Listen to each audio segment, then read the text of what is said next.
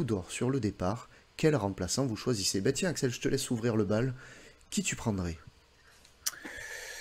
Bon, déjà, je prendrais quand même un coach un minimum expérimenté, voilà, qui est un peu bourlingué, parce que l'OM, on sait que c'est quand même très particulier, il y a une grosse pression, qui malgré tout prône un jeu offensif. Quand même, il faut du spectacle, il faut que le public soit content. Sampaoli, Bielsa, tu dors en début de saison. Voilà, je trouve que quand la saison démarre avec des idées offensives intéressantes, je trouve que voilà, déjà, ça pose de bonnes bases. Surtout, voilà, un entraîneur aussi capable de faire progresser les joueurs. Parce qu'économiquement, on sait que voilà, la vente, achat de joueurs, c'est assez important pour nous. Voilà, je trouve qu'il faut voilà, essayer de progresser dans ce sens. Donc j'avais pas mal de noms à vous proposer. Bon, j'en ai pas un Ah, à arrêter forcément. Ouais, il y a bon, Francaise, on en avait parlé, même si moi j'ai mis quelques doutes. Il y a le nom de Fonseca qui est sorti ouais, j'ai vu. il y a pas si longtemps. Bon, je trouve que c'est une idée plutôt intéressante. À Lille, c'est pas mal offensivement ce qu'il a fait. Au Shakhtar, il a remporté des titres, c'était plutôt sympa. Je sais que Longoria pense régulièrement à Marcelino, qu'il a Mhm. côtoyé à Valence. Ça jouait plutôt bien, même si bon, je trouve que Marcelino, c'est pas non plus un entraîneur qui a eu énormément de résultats avec ses clubs. Il a entraîné pas mal de clubs espagnols. Ouais, il n'a pas eu de résultats si fameux que ça. Après, moi, je me demande quel budget en fait on a par rapport à l'entraîneur. Quel salaire on pourrait lui donner en fait. Parce que j'aimerais bien qu'on ait un entraîneur de renom, mais j'ai regardé un peu les entraîneurs de renom, il y a rien en dessous de 10 millions d'euros par an, quoi. Ah oui, non mais c'est sûr, ouais, si tu tapes dans Les un top salaires entraîneur. des staffs, c'est totalement hallucinant, quoi. Eh ouais. Je regardais Antonio Conte, le mec, c'est 15 millions d'euros par an. Mais après, il faut pas se tromper, quand tu avais Sampaoli, il touchait 400 000 par mois minimum, hein, donc tu sais, tu y es hein, à tes 10 Tudor, millions. Tudor, il a 300 000, je crois, hein. Ouais, voilà, Ouais, mais ça veut dire que par an, ça fait du 8 millions par an, quoi. C'est ouais, pas mais si là, loin, hein. j'ai regardé les top coachs, c'est 15 millions d'euros par an, quoi. Il est passé de 10 à 15 entre-temps, Axel. C'est Non, les mais taxes. Conte, par exemple, toucher 15, j'ai vu à Tottenham, c'est Ouais, totalement mais faut aberrant, pas quoi. parler de Conte, par exemple. Conte, c'est inatteignable. Attends, j'ai vu passer, par exemple, sur le chat, on parlait de Nagelsmann. Ouais. Mais Nagelsmann, c'est inatteignable. c'est inatteignable. Par Mhm. contre, c'est vrai Ah que ça ouais. serait le rêve, quoi. Bah, le rêve, oui, oui, oui. Enfin, moi, j'aimerais bien, mais bon, C'est forcément. pas un entraîneur, mais l'OM fait partie d'une. À mon avis, sur sa liste, c'est très très loin. Nagelsmann, par exemple. Mhm. Ouais, Ah ouais. oui, oui, oui, ça c'est sûr. Ah oui, j'avais aussi en tête Conte Sao, c'était plutôt pas mal quand même, hein, ce qu'il faisait à Porto. Moi, j'avais bien aimé le jeu prôné. C'était intéressant, je trouve. Mhm. Non, non, bah c'est sûr, c'est sûr. Moi, je vais peut-être vous surprendre. Je vais peut-être vous surprendre, puisque je vais vous dire, et pourquoi pas tenter Zidane? Non, mais sérieusement, en plus. Ouais, mais ouais, Non, mais mais c'est attends, laisse-moi commencer, hein. Oh. trop cher. Quel entraîneur serait plus respecté que lui par les joueurs et les supporters? Et puis, qui nous dit que ça le tente pas déjà, Zidane? On sait pas. Si on veut vraiment passer un cap, bah, donnons-nous les moyens de le faire. Moi, tu vois, je me dis, on a célébré les 30 ans, là, la Ligue des Champions. Tout ce qu'on a vu, là, tout ce qui s'est passé, ça peut pas donner des idées, peut-être un petit peu, là, à Pablo Longoria, de se dire, voilà, gros mercato, gros coach, et là, tout le monde se dirait, ah ouais, l'OM, là, ça déconne plus. Et voilà, pour faire encore écho à cette époque lointaine, puisque c'est la tendance, Tapi avait fait pareil, hein, en arrivant à l'OM, hein, il est arrivé, grosse balls, eh ben faisons la même chose, je suis désolé. Zidane, évidemment, il connaît le fonctionnement de la maison, il n'aurait aucun souci d'intégration, de ce que vous voulez, son style de jeu au Real, il était efficace, même si c'était moins ultra offensif que d'autres. Il a la culture de la gagne, hyper important ça, je trouve. Je pense qu'il sait s'adapter aussi à plusieurs schémas tactiques, qu'il est moins borné que ce qu'on a actuellement, qu'il n'est pas figé dans une idée en particulier. Moi, je dis pourquoi pas, essayer de le tenter. Franchement, ça peut. Tu y vas au culot. Regarde, nous, on a bien démarché Paris Sport pour notre Oui. partenaire. Eh ben voilà, il faut y aller. Non, mais c'est vrai. Je reprends le parallèle avec Tapi. Quand il est arrivé, il est allé piocher les top players d'autres clubs. Il est allé au culot. Ben pourquoi pas compter pour revenir à lui. J'en veux pas, moi, perso, ouais, de toute façon. Ez, j'aimerais bien, mais il quittera jamais le Nord pour l'OM, je pense. Alors, attention à ça. Ah, ah, ah, ah. Ça- Est-ce que je dois lancer je peux même plus parler, tu sais. Est-ce que je dois lancer un petit jingle ou... Non, vas-y, fini. Ah, pardon, non, non. Non, mais je suis pas Ouais. certain qu'il... Dans tous les cas, même s'il venait, je suis pas certain qu'il arrive à reproduire la même chose ici qu'à Lens. Et si on veut passer Non, un cap, ça- dans tous les cas, c'est pas Franck Hez qu'il faut. C'est Zidane, bordel, les mecs, c'est Zidane. En plus, le communiqué de la vente OM, il est en fin de relecture, de ce que je sais. Voilà, on y Donc arrive. bon, On y arrive. faut foncer. Faut foncer. Non, mais voilà. Franchement, je me dis pourquoi pas. Pourquoi pas. Ouais, bien sûr. Et Romain, qu'est-ce que tu lui dirais, toi? Ben, pour réagir à tes propos de Zidane ou d'un entraîneur d'un plus gros calibre, en fait, moi aussi j'en rêverais d'avoir un entraîneur d'un plus gros calibre. Mais après, il faut lui donner les moyens aussi de pouvoir réaliser tout ce qu'il veut. Et si tu veux, on a l'exemple la saison dernière de Sampaoli. Il s'est barré pourquoi? Parce il voulait un certain type de joueurs. Griezmann, joueurs. par exemple. Voilà, des joueurs un peu plus Griezmann, de calibre. Bon, Ouais, ouais, mais il voulait des joueurs. possible. Ouais, mais il voulait des joueurs de plus gros calibre et on y a refusé. Il est parti. Donc, ouais, pour moi, ça serait intéressant d'avoir tout ça, mais derrière, il faut avoir la capacité d'offrir en fait des joueurs à ce type d'entraîneur. Mhm. Est-ce que tu crois que Zidane serait d'accord pour entraîner un Balerdi, Pardon. un Verretou, enfin, tu vois ce que je veux dire? Ah, mais t'as des raison, joueurs- t'as 100% raison. 100%. Tu vois, voilà, il y a aussi cette dimension-là qu'il Ouais, mais faut. en qu'il faut attendant, il voir. entraîne ses fils pour le moment, Zidane. Donc, Ouais, mais Ouais, Zidane, mais- il a refusé des clubs anglais parce Il a que pas besoin justement, d'argent, Zidane, tu vois, il il a n'avait pas de certitude par rapport à l'effectif. Le problème de Zidane, c'est que il n'y a pas de problème, Zidane, évidemment que je le prends. Mais Zidane, il ne viendra que s'il y a un énorme projet avec des milliards. Voilà. mhm. Pour moi, il y a que dans ce cas de figure-là qu'il viendra parce que il veut pouvoir prendre n'importe quel joueur, en fait. Je pense qu'il est dans ce principe-là. Oui, mais Il ne oui, veut, bien sûr. veut pas se limiter. Et de toute façon, il a entraîné le Real de Madrid, donc il a entraîné que ça, Zidane. Hein. Oui. Donc, non, mais bien bon, sûr. voilà. Après, C'est voilà. compliqué. Pour lui. Comme je l'ai dit dans le chat, en toute honnêteté, j'ai sorti Zidane pour pas avoir les mêmes noms que ce que vous alliez sortir, parce que je sais très bien les noms qui vont sortir, et voilà, j'avais envie de faire un truc un peu à part. Et puis, Ouais. tu vois, le rappel avec 93, le fait d'avoir Oui, voilà, bien sûr. Tapi qui était arrivé, qui avait sorti de suite des gros joueurs, ben, ça me plaisait bien l'idée. Voilà, ça me plaisait bien. Je me dis, bah, écoute, dans nos rêves, pourquoi pas? Pourquoi pas? Tout à fait. Et tu vois, par exemple, un Conte, je suis pas sûr qu'il soit intéressé pour venir chez nous. Parce que, pareil, c'est des Ah. mecs qui veulent venir avec peut-être leurs joueurs, avec des joueurs enfin, voilà, qui jouent en Italie, mais je pense pas qu'on a les moyens de payer des Mhm. grands joueurs, Un peu en fait, cher. hein, à part faire un ou deux coups comme il a fait Longoria. Mais sinon, voilà, on va être sur des entraîneurs de seconde zone, entre guillemets. Hein. Du coup, moi, j'ai pensé. Alors, j'ai fait deux catégories. J'ai deux noms. Un entraîneur libre, du coup, j'ai pensé à Lucien Favre. Ouais. Du coup, c'est quelqu'un voilà, qui a entraîné du coup, en Allemagne, plusieurs clubs en Allemagne, dont Dortmund, qui a joué la Ligue des Champions, qui connaît la Ligue 1, qui a entraîné Nice. Son premier passage a été plutôt positif. Voilà. Après son second passage, je le nuancerai un petit peu parce que du coup, il est arrivé après l'après-Galtier. Voilà, il a été viré assez rapidement.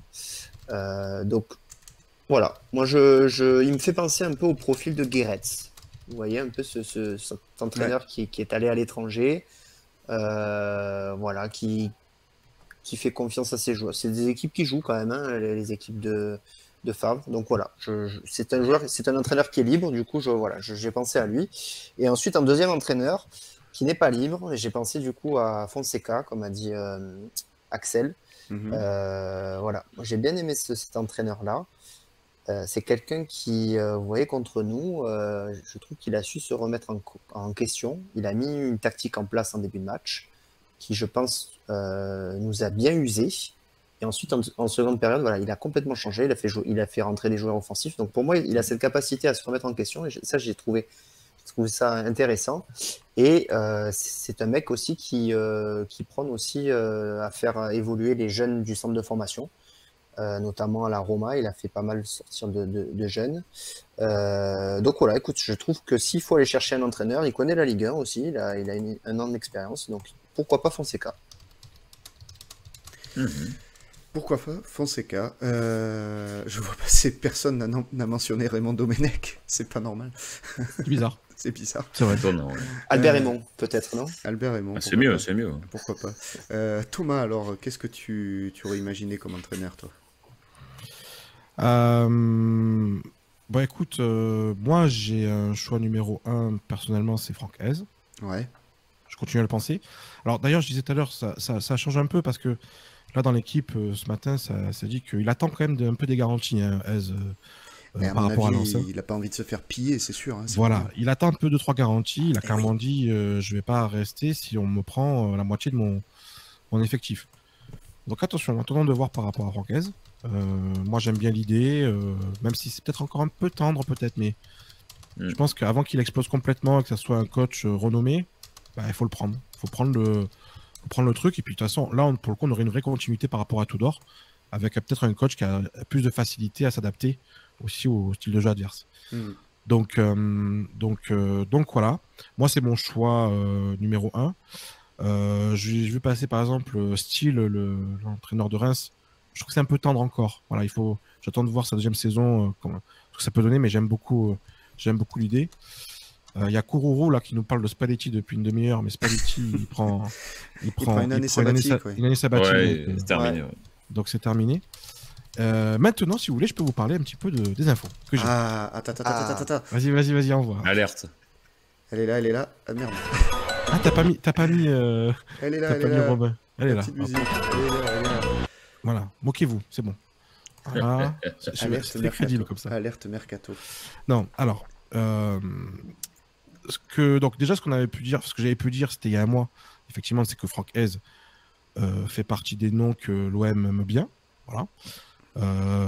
C'est sorti donc du coup aujourd'hui. Bon voilà, c'est pas une surprise non plus, hein, mais disons que sa situation est très, alerte enlèvement, c'est ça, est très attendue, très scrutée par l'OM. Ce que je peux aussi du coup dire, c'est que Paulo Fonseca effectivement fait partie aussi de ce qui peut être jugé comme une piste. Moi, pour vous dire, on m'a donné 4 noms, voilà. Donc les deux premiers, c'est Hez et Paulo Fonseca, voilà. D'accord. Fonseca, il est suivi. Alors après, il y a une histoire, il a quand même un contrat avec Lille. Et ce qui pourra rentrer en compte, c'est aussi le fait de dire concrètement combien l'OM va devoir payer pour pouvoir récupérer un entraîneur comme ça. Voilà. Donc ça, c'est à prendre en compte. Après, voilà, on m'a donné 2 autres noms. Alors, là, pour le coup, j'ai pas encore vu passer dans les rumeurs. Donc on verra si ça sort ou pas plus tard. Hein. Ça, on verra bien. Vous Le l'aurez premier appris nom, ici c'est... en premier, quoi. Voilà, vous l'aurez entendu ici en premier. Bon, je dis pas que c'est tout bon, hein, ce que je dis, mais pour le moment, ce que j'ai eu comme info de la personne qui donne ces infos-là, généralement, ça s'est plutôt bien passé. Enfin, en tout cas, il y a eu... c'était plutôt pas mal. Donc, le troisième entraîneur, c'est Ruben Amorim, l'entraîneur du D'accord. Sporting. Ouais. Longoria l'aime beaucoup. Voilà. Ouais, il c'est pas mal, il quand fait même. partie des entraîneurs Ouais, que c'est bien Longoria adore. C'est pas mal. Si on peut ramener en plus de 2-3 joueurs du Sporting, je prends. Voilà. Alors, ça va être compliqué d'aller chercher, lui, par contre, aussi, parce qu'il est très attaché au Sporting. Mais ce qu'on m'explique, c'est que voilà, si jamais Tudor s'en va, il ferait partie de ces pistes potentielles. On m'a pas dit clairement, il y a un numéro 1, numéro 2, numéro 1. On m'a pas donné de hiérarchie, hein, donc après, c'est à nous de voir ce qu'on voit. Ça fait partie de ce qu'on m'a dit. Et le dernier nom dont on m'a parlé, c'est l'entraîneur de la Fiorentina, Vincenzo Italiano. Jeune entraîneur italien. J'allais te dire, c'est obligé, c'est en Italie. Mais... Ouais, jeune entraîneur italien qui... alors lui, pour un peu expliquer le style de jeu de la Fiorentina, si par exemple, c'est pas... les gens ne connaissent pas trop le style de jeu de la Fiorentina, c'est un entraîneur qui adore le style de jeu Guardiola, mais en l'adaptant quand même à sa manière de voir les choses. Donc c'est pas non plus de la possession à outrance, il y a un peu plus de possession qu'un Tudor, il y en a un petit peu moins qu'un Sampaoli, voilà, c'est un juste milieu. Par exemple, Italiano, c'est un entraîneur qui fait jouer son équipe en 4-3-3, voilà, donc avec des ailiers, des vrais latéraux, etc. Des latéraux qui ne font pas que qui ne sont pas que sur les côtés, qui peuvent rentrer dans l'axe aussi, voilà. Donc ça peut être aussi ce type de tactique-là. Voilà, Ruben Amorim, par exemple, pour venir à lui, c'est un entraîneur qui a une tactique qui se rapproche quand même bien de ce que fait Tudor. globalement parlant, voilà, c'est à peu près, voilà, ça se rapproche. Donc ça peut être vraiment une continuité. D'accord. Donc voilà. On m'avait aussi parlé, alors je vois passer sur le chat le nom de Conti-Sao, mais Conti-Sao, ça va être très compliqué aussi d'aller chercher. Ouais. Et surtout, de ce que j'avais compris, c'est que Longoria Conti-Sao, il n'y a pas forcément d'affinité. Voilà. Et on a vu passer aujourd'hui le nom de Marcelino. Moi, Marcelino, j'avais posé la question, mais on m'avait répondu, si Longoria est là pendant les 5 prochaines années, tu peux être sûr que Marcelino, à un moment donné, sera l'entraîneur olympique de Marseille.